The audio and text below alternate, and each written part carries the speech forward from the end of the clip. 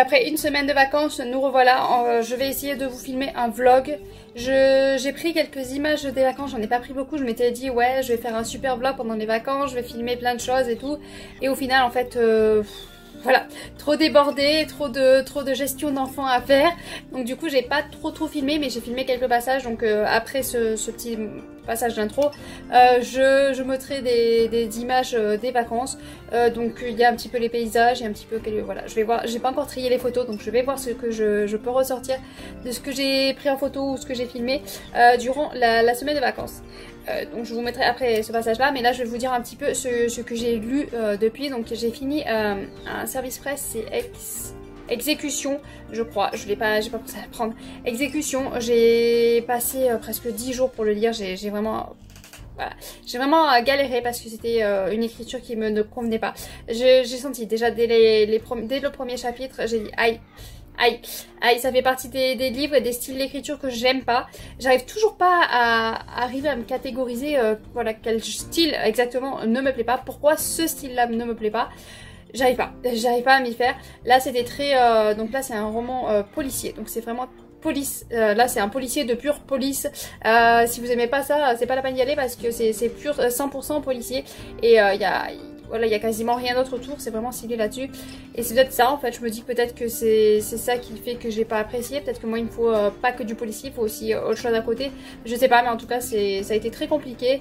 J'ai fini vraiment les 50 dernières pages, j'ai dit oh là là, je vais pas m'en sortir. Je le prenais, puis 2 lignes après je le reposais, j'arrivais pas à me concentrer. Donc ce que j'ai fait, c'est que je l'ai fini en diagonale, j'ai lu les dernières, vraiment le dernier paragraphe, et puis voilà. Et je me suis rendu compte que... voilà, c'est dommage, mais c'était un livre qui ne passait pas. L'auteur est gentiment en plus venu me dire que voilà, si ça m'intéressait de lire son livre. Donc c'est toujours un moment difficile.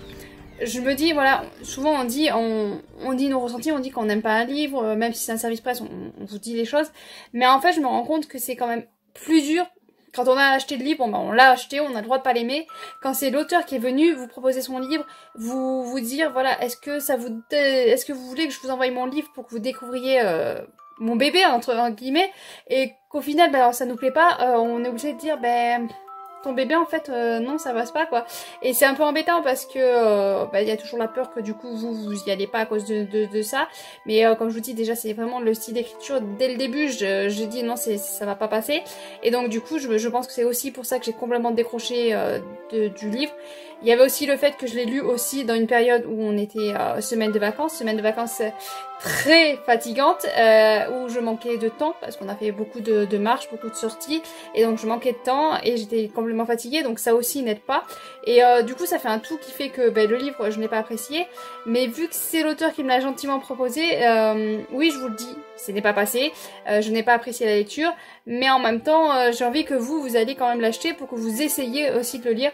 Donc c'est assez compliqué, hein. C'est vrai que c'est beaucoup plus compliqué quand c'est un service presse, parce que quand c'est pas un service presse, bon on l'a acheté, on doit rien, entre guillemets, on doit rien à l'auteur ni à la maison d'édition, et puis bah si on l'a pas aimé, on le balance ça comme ça, et c'est moins problématique que là. En plus je sais que l'auteur va forcément voir le retour, bon pas sur YouTube parce que YouTube voilà, il n'y a pas beaucoup d'abonnés, donc j'ai pas tendance à mettre le lien des vidéos YouTube quand je filme. Je mets plutôt les liens sur Instagram. Donc il va forcément voir un petit retour et il va forcément voir que ça va passer. Et du coup, il y a cette petite boule qui se met en nous et qui se dit aïe, comment il va le prendre. Mais bon. Voilà, donc malheureusement celui-là a été très compliqué. Depuis, j'ai beaucoup de mal à me remettre à la lecture d'ailleurs. Ça m'a provoqué un petite difficulté à retourner vers les livres. Là, je devais lire parce que je suis en plein... Je vais vous montrer. Voilà, c'est en plein Read With Me de Little Purple Books. D'ailleurs, n'hésitez pas, c'est sur Twitch et elle est super. Donc petite pub. Donc du coup voilà, je devais lire et puis j'ai commencé à lire et je sais pas, ça a bloqué. Je me suis dit bon, on va commencer à filmer le vlog. Hein. Peut-être que ça va me décoincer, mais c'est vrai que depuis que j'ai lu ce livre-là, j'ai beaucoup de mal à m'y remettre. Du coup d'ailleurs j'ai lu beaucoup de BD. Bon déjà la fatigue n'aide pas, donc j'ai lu beaucoup de BD. Et donc je vais vous montrer ce que j'ai lu en BD, comme ça j'ai quand même un petit peu lu. Donc j'ai pas mis dans l'ordre de lecture, hein, j'ai pris la pile et puis je vais vous montrer. Donc c'est des emprunts médiathèque, donc ils vont être rendus et je ne les lirai plus, ce qui est bien dommage pour certaines BD qui sont très très belles. Donc il y a La rivière à l'envers, donc le tome 1 et le tome 2 de d'après le roman de Jean-Claude Mourleva, je vais y arriver. Et du coup, l'Herminier digite Parada. Je sais pas pourquoi j'ai voulu me mettre à lire les noms d'auteurs, comme à chaque fois c'est une catastrophe, donc vous lisez vous-même. Hein. Donc déjà la couverture est très très belle, et donc le tome 1 c'est celui-ci, donc je vais vous montrer, mais que je me trompe pas, je vais vous montrer un petit peu des images, parce que moi j'ai trouvé très joli. Donc la maison d'édition c'est Jungle Pépite, et donc des images, donc je vous montre le tome 1 et les premiers dessins. J'ai trouvé que c'était très joli. Donc le tome 1 j'ai beaucoup aimé. Voilà, j'ai beaucoup aimé le tome 1. Le tome 2 j'ai moins accroché, parce que le tome 2 en fait on reprend le début de l'histoire. Donc là on est avec Tomek. Ouais, là on est avec Tomek qui est un épicier qui vend plus ou moins de tout. Et il y a la jeune Anna. Oui, c'est ça, je vérifie les prénoms parce que il y a la jeune Anna qui va venir dans son épicerie lui demander si par hasard il n'aurait pas de l'eau de la rivière à l'envers. Donc c'est de l'eau qui rend immortel, je crois, enfin qui empêche de mourir. Et donc elle aurait besoin de cette eau pour son petit oiseau. Et il lui dit non, bah ça malheureusement je l'ai pas. Donc elle va lui acheter je ne sais plus quoi. Et il va se retrouver avec la pièce et il va se dire non mais en fait je veux la retrouver pour lui rendre cette pièce. Enfin, voilà, du coup on va les suivre durant cette aventure pour trouver cette rivière à l'envers. Et donc ça c'est le tome 1. Et le tome 2 en fait on va suivre Anna qui explique toute son histoire. Donc comment elle en est venue à avoir cet oiseau qui a besoin de cette eau, et toute son aventure pour aller chercher l'eau. Donc on démarre avant qu'on rencontre Tomek, et après on va finir avec Tomek. Donc ça reprend pas exactement les mêmes choses, mais je sais pas, je me suis un peu plus ennuyée dans celui-là, j'ai moins accroché. J'ai préféré le tome 1 parce que c'était de la découverte de l'histoire, la découverte de cet univers, de ce monde. Et ouais, mais bah, bon, c'était quand même un plaisir de lire le tome 2 parce que graphiquement parlant, moi c'est le genre de dessin que j'adore, les couleurs et tout ça, enfin moi j'adore. Voilà, j'ai trouvé très joli. J'aime beaucoup ce genre de dessin et ce genre de petite histoire. Ensuite, alors lui, c'est mon fils qui avait emprunté ça. Si j'avais su, voilà, j'aurais dû le lire avant. Donc là c'est Sherlock Fox, le tome 1, le chasseur, aux éditions Glénat. Je vous laisse lire les noms d'auteurs là-haut, hein, parce que voilà. Donc c'est pareil, c'est un emprunt médiathèque. J'ai regardé un petit peu le dessin au départ, j'ai dit ouais ça a l'air pas mal, mais bon, enfin, le dessin m'enchantait pas trop. Après ça se dit très vite parce qu'il y a presque pas d'écriture, hein. C'est d'ailleurs pour ça mon fils m'a dit, c'est pour ça que je l'ai pris, parce qu'il y a presque pas d'écriture, donc ça va se lire très vite. Mais au final, voilà, donc le dessin n'est pas moche, mais après quand on voit un petit peu, voilà, les personnages par exemple, là. Voilà, quand je lis un petit peu les personnages, je me suis dit ouais bon finalement c'est pas si beau que ça. Il y a quelques petites planches que j'ai trouvées très belles, mais il y en a d'autres, voilà, j'ai trouvé un petit peu moins jolies. Après c'est l'histoire surtout qui m'a beaucoup dérangée. On est avec Sherlock Fox, donc c'est un enquêteur de la police qui va enquêter, je sais même plus tellement que ça m'intéressait. Ça m'a pas intéressé, qui va enquêter sur, enfin je crois qu'il y a des meurtres et il va enquêter parce que le meurtre est devenu interdit, voilà, pour qu'ils vivent en cohabitent, tous les animaux cohabitent sans problème. Et il y a des scènes, il y a surtout en particulier une scène, voilà, pas terrible pour les enfants. Je pense qu'il n'a pas tout saisi, hein, parce qu'on n'a pas non plus on voit rien, hein.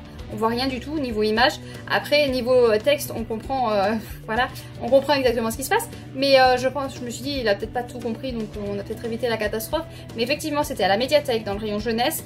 Moi je me suis dit ouais ça a pas l'air bon, il a un petit peu, voilà, il a une arme et tout ça, mais bon je me suis dit c'est un rayon jeunesse et il n'y a pas de problème. Après l'avoir lu je me suis dit c'était un peu limite quand même. Et puis l'histoire non, l'histoire m'a pas emballé du tout. Après, par contre celui-là j'ai adoré. Celui-là j'ai adoré, c'est Pepper et Carotte, le tome 1, Potion d'envol de David Revoy aux éditions Glénat. Alors par contre celui-là, voilà. Donc si jamais vous me suivez depuis un petit moment, vous devez voir un petit peu les BD. J'ai vu, j'ai pas beaucoup de graphiques parce que ça revient assez cher, donc là j'en ai profité à la médiathèque. Et vous devez, voilà, j'ai lu la boîte à musique que j'ai adoré, hein, niveau dessin. Et donc voilà, si vous connaissez, niveau dessin, ce que j'aime en fait c'est les choses un petit peu enfantines. Des très beaux dessins, mais un petit peu pour les plus jeunes, parce que là c'est quand même, voilà, c'est une histoire, j'ai dit celle-là vous pouvez la lire aux garçons, c'est moi qui l'avais emprunté, mais au final ça pouvait être aussi bien pour eux. Donc le dessin, j'ai adoré. Il y a plein de couleurs, il y a de beaux paysages. Enfin, c'est magnifique. Et puis l'histoire, c'est rafraîchissant. J'étais mort de rire. Voilà, j'étais mort de rire parce qu'il y a les petits chats. Il y a son chat qui a tendance à faire un petit peu des petites bêtises. Elle a des petites... voilà, à cause du chat, elle fait des petites erreurs. Elle est un petit peu en retard. Donc c'est une apprentie sorcière qui est avec son chat Carotte. Et ils sont spécialisés dans les bêtises. Donc dans les potions ratées. Ils ont tendance à rater tout le temps leurs potions. Et donc on suit leur mésaventure, on va dire, dans ça. Donc c'est vraiment, c'est frais, c'est drôle. Moi j'ai adoré. Donc si je trouve la suite à la médiathèque, ce sera avec un plaisir. Sinon, voilà, sinon je les achète. Sinon j'ai emprunté Les Colombes du Roi Soleil, les comédiennes de Monsieur Racine de Anne-Marie Desplet-Duc aux éditions Flammarion. Donc le tome 1. Le tome, si je vous demande dans l'ordre c'est mieux, le tome 2 et le tome 3. Déjà, moi j'ai craqué en fait sur la couverture, hein, j'ai trouvé ça, le dessin très très beau. On est avec des filles qui sont envoyées dans... C'est pas un pensionnat, c'est... Est-ce qu'ils vont le dire Les Colombes du Roi, donc élevées aux portes de Versailles, c'est pas un pensionnat... Je sais plus comment ils appellent ça, est-ce qu'ils le disent? Maison Royale de Saint-Louis, octobre 1688. Ouais, bon, je vais pas tout relire pour... c'est une sorte, on va dire, de pensionnat, mais c'est un pensionnat quand même assez particulier, où les demoiselles sont éduquées à se tenir vraiment convenablement, à vraiment être droite et tout ça. Et puis il va y avoir Monsieur Racine qui va écrire, je sais pas, je vois même pas ce que je vous montre en fait, vu que je mets dans mon visage, mais bon, j'espère que vous avez vu un petit peu les dessins qui sont très très beaux.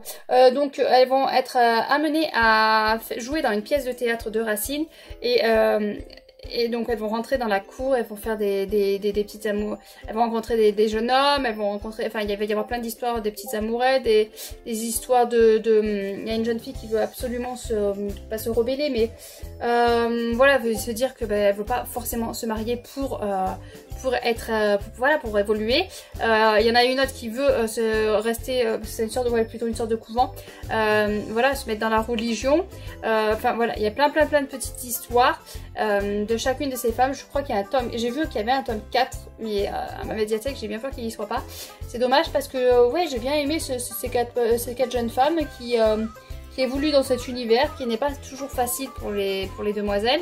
Parce que faut qu'elles respectent certaines convenances, voilà, il y a des choses à respecter et donc on suit ces jeunes femmes qui sont toutes les quatre différentes, mais qui en même temps vivent au même endroit, ont été éduquées plus ou moins par les mêmes choses parce que elles sont toutes dans l'univers depuis toute petite, hein. Je crois qu'il y en a une qui est arrivée vers... enfin, je sais plus exactement quand elles arrivent, mais bon, ça fait plus de 6 ans qu'elles y sont. Donc elles sont tous plus ou moins éduquées de la même façon, mais elles restent avec leur caractère, avec leur passé aussi quand même, parce que même si elles ont été jeunes, elles ont quand même un passé. Et elles sont toutes les quatre différentes. Enfin, bon, j'ai beaucoup apprécié cette BD. Et ensuite, ça c'est à cause de Pikitty qui en avait parlé. Donc quand j'ai vu ça à la médiathèque, je dis « Oh ouais, Pikitty en avait parlé, elle adore... faut que je tente. » Et donc c'est la Rose Écarlate, donc le tome 1, Je savais que je te rencontrerai, édition Delcourt de Patricia Li-Fung. Donc j'ai pris le tome 1, la Rose Écarlate le tome 2, la Rose Écarlate le tome 3, la Rose Écarlate le tome 4 et je vois qu'il manque le tome 5. Donc j'ai lu aussi le tome 5, hein, parce que c'était un lot de 5. Du coup, grâce à la médiathèque, je découvre vraiment des beaux livres. J'ai beaucoup aimé. On est avec... comment s'appelle cette jeune femme? Je ne sais plus. J'allais l'appeler Sarah, mais je crois pas qu'elle s'appelle Sarah. Mais déjà, on débute l'histoire avec un couple de personnages où j'ai été mort de rire à chaque fois parce que on retrouve au début toujours les mêmes personnages et j'étais vraiment mort de rire. Comment s'appelle cette jeune femme? Maud. Donc on va suivre Maud qui est là, je sais pas, il faudrait que je la trouve en gros plan, voilà, là sera un peu plus en gros plan. Donc on va suivre Maud, fascinée par le renard. Le renard c'est un justicier, voilà, c'est un peu Robin des Bois quoi, il va voler aux riches pour donner aux pauvres. Et donc elle l'idolâtre, pour elle c'est vraiment un personnage génial. Et donc elle suit ça et puis on va la suivre aussi durant son aventure parce que son père va être assassiné et donc elle va devoir aller chez son grand-père qui est assez riche et son grand-père voilà, ne voit pas d'un bon oeil son éducation parce que son père est parti avec sa mère qui, voilà, ça ne convenait pas à son père ce mariage là et donc son grand-père veut la rééduquer, la façonner comme il veut et elle, ça va pas se passer comme ça, elle va se rebeller, elle va se relever là-dessus, elle va se dire non, moi je veux vivre ma vie comme je le veux, je veux être comme je veux et je veux me venger du meurtrier de mon père. Et donc elle va tout faire pour pouvoir se venger du meurtrier de son père. J'en dis pas plus parce que c'est compliqué, une BD ça va assez vite à la lecture, si j'en dis trop vous allez tout savoir, mais j'ai beaucoup apprécié ce personnage de Maud, j'ai beaucoup apprécié aussi le renard, finalement on se rend compte que le renard n'est pas si bon cœur que ça, hein, quand on apprend à le découvrir, quand il nous le dit au départ on dit ok d'accord, et puis le couple qu'on voit au début des livres à chaque fois, c'est assez drôle, voilà, c'est assez drôle. Donc voilà, donc il y a des petites pointes d'humour, il y a des petites pointes à réfléchir aussi sur le traitement qu'on fait encore aux femmes, encore une fois, de ce qu'elles subissent aussi, hein, du coup, à cause de ce rabaissement continuel. Enfin, moi j'ai beaucoup aimé, et puis niveau du dessin, génial. Voilà, niveau du dessin, génial. Donc voilà un petit peu niveau graphique, ce que j'ai lu. Ah si, j'ai lu des mangas aussi. Donc j'ai lu des mangas aussi, j'ai pris les 4 premiers tomes à la médiathèque, c'est pas moi qui l'ai pris, mon fils a pris les 4 premiers tomes à la médiathèque, et donc c'est Une vie de Ozo, donc le tome 1, le tome 2, le tome 3 et 4, que je suis en cours avec le tome 3 mais j'ai pas fini de les lire, donc je vais lire le tome 3 et 4 et ça se finit au tome 4, j'ai vu sur Libradix. Donc c'est de Saku Yamoro aux éditions Nobinobi. J'adore vraiment, mon fils, je suis contente qu'il les a empruntés et que je les ai tentés parce que j'adore. Donc on est au zoo, une jeune femme va se faire embaucher et voilà, elle a tellement bon cœur qu'elle veut tout faire pour que les animaux se sentent bien, pour les aider à avancer. Et on va voir, dans le tome 2, on va voir aussi la difficulté voilà, ça reste des animaux sauvages et que même si on veut tout faire pour que ça aille bien, on veut tout faire pour les aider, il y a des fois où on ne peut rien faire. Et il y a des fois même où c'est mieux de ne rien faire parce que de toute façon ça va être pas bien. Mais bon, il y a des fois où on ne peut vraiment rien faire. On aura beau, voilà, on aura beau avoir envie de les aider, de faire tout notre possible. On ne pourra malheureusement rien faire pour eux et ça montre aussi la difficulté. La difficulté d'avancer, la difficulté de vivre avec ces animaux sauvages tout en se rappelant que c'est des animaux sauvages. Ils ont beau être en cage, ça reste des animaux sauvages. Ils sont pas forcément bien et heureux dans ces cages-là, mais d'un autre côté ça les protège aussi de l'homme, hein, évidemment, parce que le plus grand problème pour les animaux c'est l'homme. Donc voilà, mais ça les protège aussi. Pour certains animaux, on a besoin malheureusement, comme par exemple les pandas, les seuls animaux qui restent en panda c'est en cage, et donc pour les garder et les préserver, malheureusement on est obligé de les garder en cage. Mais voilà, ça montre la difficulté avec ces animaux là. J'aime beaucoup les histoires, j'ai hâte de continuer, ça se lit très bien. Le personnage principal est d'une fraîcheur impressionnante. On découvre aussi d'autres personnages, voilà, et le directeur n'aime pas les animaux, mais on se rend compte au fil des pages et au fil des tomes que finalement peut-être qu'il les aime un petit peu. Voilà, donc ouais, une très bonne lecture. Donc voilà un petit peu ce que j'ai lu là durant le week-end, et du coup je vais commencer cette semaine celui-ci. Donc Les machines ne saignent pas de Jane Preston Penley aux éditions Crin de Chimère. Donc ça fait un moment que je vais le recevoir, il y a eu quelques petits bugs. Je l'ai enfin, par contre c'est un gros bébé, mais alors voilà, très gros. C'est écrit tout petit. Voilà, donc j'espère que je vais arriver à avancer. Je me mets pas plus d'une semaine pour le lire, hein, parce que déjà que j'ai du mal à me remettre dans la lecture. Me mettre à lire ce gros livre, c'était pas une bonne idée, mais bon, comme c'est un service presse, je veux quand même le lire assez rapidement et le finir assez rapidement. J'espère que ça va le faire. J'espère vraiment que ça va le faire. Je mets tous mes espoirs dessus, parce que si ça le fait pas, déjà que j'ai du mal à lire, ça va poser gros problème. Enfin, en plus c'est entrecoupé de dessins. Donc déjà l'édition est magnifique, hein, si on a accepté l'écriture aussi petite, mais l'édition est magnifique. Maintenant j'espère que le texte va aussi être magnifique, parce que là c'est vrai que je peine à retourner dans la lecture, j'ai beaucoup de mal à y retourner depuis que j'ai lu Exécution. Là voilà, j'ai pas trop envie de lire. Je me force un petit peu parce que je me dis que si je me force pas, je sais qu'il y en a qui disent ouais faut pas se forcer et tout ça, mais moi je sais qu'il faut que je me force, parce que je suis pas quelqu'un de très combatif, on va dire ça comme ça. Et donc quand il y a quelque chose que ça ne passe plus ou que j'y arrive pas, ou moi je m'arrête. Voilà, j'insiste jamais, je m'arrête quand ça, je sais pas, comme par exemple le sport. En sport, voilà, il y a un moment où je me dis bon tiens faudrait que je fasse du sport. Je vais faire le premier jour, je vais me dire aïe ça fait mal. Voilà, vous ne me voyez plus faire du sport pendant des années, parce que je suis pas quelqu'un de tenace. Et si, voilà, si j'ai une panne de lecture, je me force à lire parce que vu que je suis pas quelqu'un de tenace, j'ai peur de ne plus retourner vers la lecture. Je sais pas si vous voyez ce que je veux dire, mais voilà, quand quelque chose ne passe pas avec moi, j'ai tendance à abandonner et voilà, je me bats pas pour la truc, je suis pas très combative quoi. Il y a des choses, oui, il y a des choses où je vais me battre pour, mais très peu de choses. Et donc là, à panne de lecture, je me dis si je me bats pas, ça va pouvoir durer des mois et des mois, donc je me force à lire. Je me dis, même si je lis que 20 pages, je lis que 20 pages, mais je me force à lire et puis je me dis, voilà, avec un peu de chance, celui-là, il va être génial et donc ça va me remettre dans le bain et je vais pouvoir relire. Parce que, en plus, c'est un besoin, hein, je vais pas vous mentir, c'est un besoin que j'ai de lire. Ça me fait ma petite bulle à moi, mon petit moment où j'ai mon temps à moi et où je sors de mon univers. Je sais que je devrais être quelqu'un de très heureux, de très joyeux, j'ai tout pour moi. Ah, je ne travaille pas, donc j'ai tout mon temps pour moi. J'ai des enfants, j'ai un mari, enfin on n'est pas mariés mais bon. Voilà, je suis, disons que le truc idéal de notre planète, c'est marier, enfant, avoir un chien. J'ai tout a priori, mais je sais pas, j'arrive pas à avoir le bonheur que c'est. Il me manque un petit bonheur, et le bonheur que c'est les livres qui me le procurent. Je dis pas que je suis très malheureuse, mais j'ai besoin des livres pour être épanouie, on va dire. Et donc si je ne lis plus, à un moment donné, ça va coincer un petit peu parce que si j'ai plus ma bulle d'échappatoire, voilà, mes rêves et m'évader, je vais rester dans mon petit monde et mon petit monde, j'ai vite tendance à tourner en rond et à vouloir partir en dépression, hein. Voilà, tout simplement. Je n'ai pas... C'est pas que j'ai pas envie parce que ça serait faux.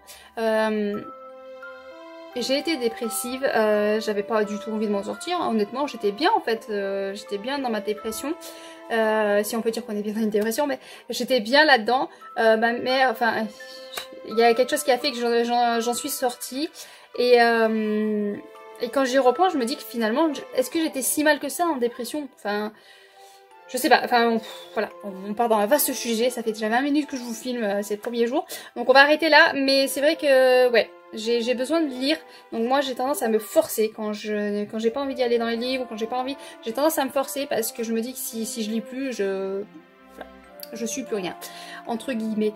Donc je me force à lire et j'espère que ça va revenir. Sur ce, je vous laisse, je vais continuer un petit peu, il y a le live de Little Purple Boots, je vais essayer de lire un petit peu. Là les enfants ont peut-être fini, vont pas tarder avant fini, mais bon, on va voir si je peux arriver à lire, s'ils peuvent aussi lire peut-être aussi, parce que ça peut les aider à lire, hein, le live, on sait jamais. Mais c'est vrai qu'en ce moment, ils sont horreur. Donc, je les ai mis un petit peu devant la console pour justement avoir mon moment à moi, ma respiration, ma bulle d'air. Parce qu'en ce moment, sinon, vu que c'est les vacances scolaires, j'aurais niette, hein, parce qu'ils se lèvent très tôt, ils se couchent très tard, donc c'est compliqué. Donc voilà, donc de toute façon, ils vont arrêter, ils ont une demi-heure chacun. Donc avec 4, ça fait 2 heures, parce que bon, le grand il se gère, il se débrouille, malheureusement. Donc ça fait 2 heures en tout. Et là, je crois que ça fait déjà 1h30, donc il restait plus qu'un passage d'enfants devant la console. Donc je vais aller surveiller ça, parce que sinon ils ont tendance à déborder. Bon allez, sur ce je vous laisse, je vais essayer voilà, de trier les images des vacances.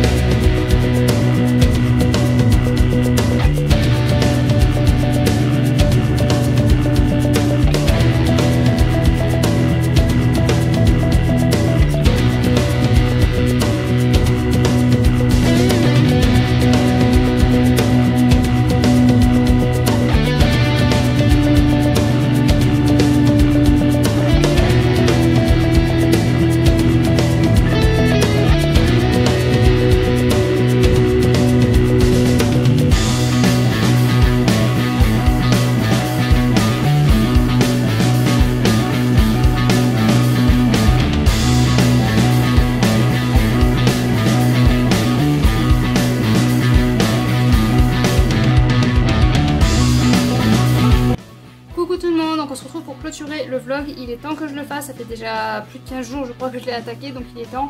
Je vais clôturer ce vlog avec une vue un petit peu défaillante. Je me suis dit que j'allais clôturer le vlog, je voulais lire et puis j'y vois tout flou. C'est un peu embêtant. Donc je me suis dit que j'allais en profiter vu que j'y vois rien, hein, je peux pas lire, donc je vais clôturer le vlog. Je vois que vous savez que le lundi je l'ai fini vendredi ou...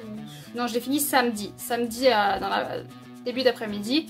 Durant le Read With Me, le Little Purple Books, donc il me semble que c'était samedi après-midi. Bon, voilà, à peu près. Et du coup, je savais que le lundi, je devais attaquer Almunia, qui est assez gros, et je me suis dit, je vais prendre une BD ou... Et j'ai regardé ma bibliothèque et je dis, oh, punaise, celui-là, il me fait envie, je sais que je vais le dévorer. Donc j'ai pris Virginie Grimaldi, il nous restera ça aux éditions Fayard. Je l'ai dévoré, effectivement, hein, je l'ai fini dimanche soir, et comment vous dire que c'était vraiment une très très bonne lecture. On suit 3 personnes, donc il y a un jeune Théo de 18 ans, il y a une femme, je sais pas quel âge elle a, entre 30 et 40 ans, je ne saurais pas vous dire exactement, il faut pas que je dise, voilà, qui est dans une situation compliquée. Il y a Jeanne qui, je sais pas, 70, je sais pas exactement, je sais pas si 74 ans, qui vient d'avoir, a eu la perte de son mari, ça fait 50 ans qu'ils vivent ensemble, et donc voilà, elle doit se réadapter à la vie comme ça. Donc chacun a ses difficultés, chacun a ses problèmes, et ces 3-là vont se retrouver à être regroupés. Ce n'est pas dit dans le résumé, donc je ne vais pas vous dire comment, pourquoi, qu'est-ce. C'est une lecture qui se dévore, qui se lit très très vite, il fait 390 pages. Et on les sent pas passer les pages en fait. Dès qu'on le pose, on pense qu'à ces personnages-là, on a envie de reprendre le livre et savoir exactement ce qui va se passer pour eux, ce qui s'est passé pour eux. Parce qu'on arrive dans l'histoire sans savoir exactement ce qu'ils font là, qu'est-ce qui est leur passé et tout ça. On est très curieux de voir leur passé, voir, voilà, et voir comment ils en sont arrivés, où ils en sont actuels. Et c'était vraiment passionnant, c'était génial, que ce soit les 3 histoires, les 3 sont touchantes, émouvantes. J'avoue que celle d'Anne m'a émue et je trouve ça tellement mignon son histoire. Pas Anne, Jeanne. Celle de Jeanne est toute mignonne, celle de... comment elle s'appelle? Iris et... mais Iris, terrible, hein, terrible. Et le jeune Théo, pareil, c'est vraiment 3 histoires de vécu difficiles et qui cherchent à se reconstruire, qui cherchent à continuer à avancer dans la vie. Et c'est voilà, c'est touchant, émouvant, bourré d'humour. Par contre, je me suis, voilà, mon compagnon à un moment donné, il m'a regardé, il m'a dit mais qu'est-ce qu'il y a? Rien, c'est le livre quoi. Vraiment, je pouffais de rire, j'étais mort de rire à des passages. Et c'est ce que j'aime avec Grimaldi, c'est elle aborde des sujets très difficiles. Mais alors, il y en a qui sont très très difficiles. Elle approfondit pas les sujets, certes, mais en tout cas, elle les aborde. Elle montre qu'ils sont là à l'heure actuelle, qu'il y a toujours ce genre de petits soucis, mais avec un ton d'humour, avec du bonheur, de la joyerie. Et ça fait plaisir parce que du coup, ça nous mine pas, non, ça nous fait du bien. Donc voilà, donc je suis contente d'avoir découvert un Grimaldi de plus. Je sais que chaque année maintenant je me les procurerai et je les découvrirai. Il me reste plus que maintenant à me procurer les anciens de l'auteur et de les découvrir aussi parce que c'est à chaque fois une vraie pépite, un vrai bonheur de le lire. Donc voilà, donc je vais vous laisser là parce que je vois toujours tout flou.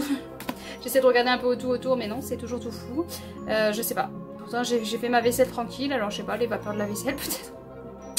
Ne cherchons pas. Donc, je vais essayer de m'allonger un petit peu, si les enfants restent un petit peu calmes, je vais essayer de voir si ça passe, parce qu'après on doit aller chez mon papa, mais ça va être compliqué. Heureusement qu'il est à côté, j'ai pas à prendre la voiture, mais bon, même c'est pas génial. Donc voilà, je vais essayer de faire passer ça. Donc sur ce, n'hésitez pas à me dire ce que vous avez lu, si vous avez... voilà, si vous avez des difficultés de lecture en ce moment ou pas avec la chaleur, parce que je sais qu'aussi la chaleur n'aide pas du tout à lire et à se mettre concentré. Donc c'est pour ça que je pense que celui-là c'était... Voilà, c'est pas une lecture d'été, je pense que c'est une lecture à lire en automne-hiver quand on est tranquille, pépère et qu'on a vraiment que ça à faire et qu'on n'a pas les chaleurs et tout qui bourdonnent autour. Voilà. Donc sur ce, je vous laisse. Par contre ça c'est parfait pour l'été. Je vous laisse, n'hésitez pas à me dire ce que vous êtes en train de lire, si vous galérez à la lecture. N'hésitez pas à vous abonner pour soutenir un petit peu la chaîne. Et puis ben, à bientôt. Et bonne lecture bien sûr. Et de redresser un petit peu, hein, je suis encore un petit peu compliquée à gérer le trépied. En plus là j'ai pas mis la lumière mais ça a l'air d'aller, on y voit. Donc on va pas s'embêter à mettre la lumière. Donc, résultat de ce vlog, donc il fallait que je finisse celui-là, donc Les machines ne saignent pas, de Jenna Preston Pelney. aux éditions Crâne Chimère, j'ai vraiment peiné. Voilà, je suis restée 15 jours dans ce livre. Il est gros certes, mais pas assez pour y rester 15 jours. Enfin vraiment, combien j'ai dit qu'il faisait 550 pages. Certes, c'est écrit petit aussi. Il y a des dessins qui sont magnifiques. Donc ça, il n'y a rien à redire. J'essaie de vous en trouver un. Voilà, c'est embelli par ça.